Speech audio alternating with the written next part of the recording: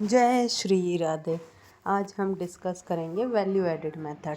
Value added method का मतलब होता है जिसमें वैल्यू पुट ऑन की गई हो। जैसे कि सपोज़ करो मैंने 100 रुपये का रॉ मटेरियल ख़रीदा, 10 रुपये उसमें कॉस्ट लगाई और फिर उसके बाद मार्केट में मैंने वो 110 में बेच दिया। तो यहाँ पे आप क्या करोगे, इंटरमीडिएट मतलब जो 100 रुपये का ख़रीदा तो 110 का बेचा, 110 में से 100 आईसी आप माइनस कर दो, इंटरमीडिएट कंजप्शन माइनस कर दो, जो वैल्यू एडिड किया आपने 10 रुपये उस पे हम इनकम कैलकुलेट करते हैं, उसको हम निकालते हैं वैल्यू ऑफ आउटपुट। अब इसमें हम यही देखेंगे कैसे निकालते हैं। देखिए इसमें आपके पास दे रखा है कि सबसे पहले हम सेल्स देखते हैं। तो सेल्स जो होती है वो डोमेस्टिक, एक्सपोर्ट, क्वांटिटी सारी सेल्स होती है। चाहे हमारी डोमेस्टिक सेल्स हो चाहे हमारा एक्सपोर्ट हो, सारी सेल्स आएगी। Change in stock, closing minus opening.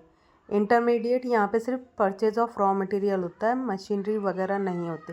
अगर आपने मशीनरी परचेज़ की हो तो उसको कैलकुलेट नहीं करते हैं, ठीक है।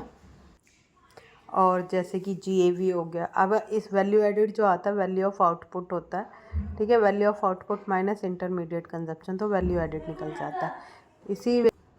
इसी वैल्यू एडिड पे हमारा क्या निकलता है, जीएवी। जब हम जैसे ए और बी दो फॉर्म है तो दोनों की वैल्यू एडिड को ऐड कर देंगे तो हमारे पास क्या आ जाएगा, GAV at MP. GAV at MP आके फिर हम क्या कर सकते हैं, इसमें बेसिक फार्मूला लगा सकते हैं, जो बेसिक फार्मूला आप यूज़ करते हैं।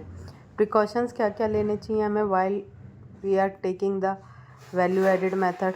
तो सबसे पहला प्रिकॉशंस है कि आप इसमें किसी भी तरह का डबल अकाउंटिंग गुड्स नहीं होते, ठीक है। आइटम को 2 बार इंक्लूड नहीं करते। Sales and purchase of second hand goods नहीं आते, ठीक है। Production of service for self consumption ये इंक्लूड नहीं होती। आइटम कौन से इंक्लूड किया जाता है, देखो प्रोडक्शन ऑफ सेल्फ सर्विस नहीं इंक्लूड की जाती, बट आपके production for the self consumption include किया जाता है, जिसमें इम्प्यूटेड ओनर फंड भी आपका इंक्लूड किया जाता है। चेंज इन स्टॉक जैसे इंक्लूड किया जाएगा, ठीक है। प्रॉब्लम ऑफ डबल अकाउंटिंग कैसे अवॉइड कर सकते हैं, तो प्रॉब्लम ऑफ डबल अकाउंटिंग आप अवॉइड कर सकते हो फाइनल आउटपुट मेथड यूज़ करके या फिर वैल्यू एडिड मेथड यूज़ करके। या तो आप फाइनल आउटपुट पे जीडीपी कैलकुलेट करो या वैल्यू एडिड मेथड पे, जैसे वैल्यू एडिड मैंने अभी आपको बताया।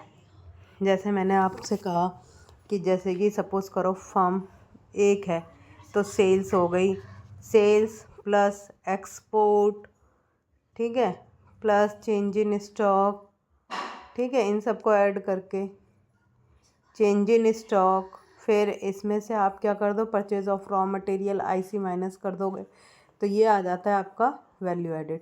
इसी वैल्यू एडिड को कहते हैं GVA, value added at MP, ठीक है। इसके बाद आप 3 गोल्डन रूल लगा दोगे जो मैंने प्रीवियस क्लास में डिस्कस किए हैं। जीएवी एट एमपी एक बार आपका आ गया तो जीएवी एट एमपी के बाद आप क्या करो, गोल्डन रूल लगा दो। गोल्डन रूल से आपका निकल जाए। अब जैसे इसमें मैंने ए लिया, इसमें फर्म बी भी हो सकती है, सी भी हो सकती है। कभी कभी आपको दिया होगा कि प्राइमरी सेक्टर और उसका ये है, प्राइमरी टर्सरी और सेकेंडरी का, तो 3 सेक्टर्स के ऐड ऑन कर दो। इस तरह से न्यूमेरिकल सॉल्व हो जाएंगे। अगर फिर भी कोई क्वेरी हो, कोई डाउट हो, you can comment on this video. I will explain each and every concept. Thank you.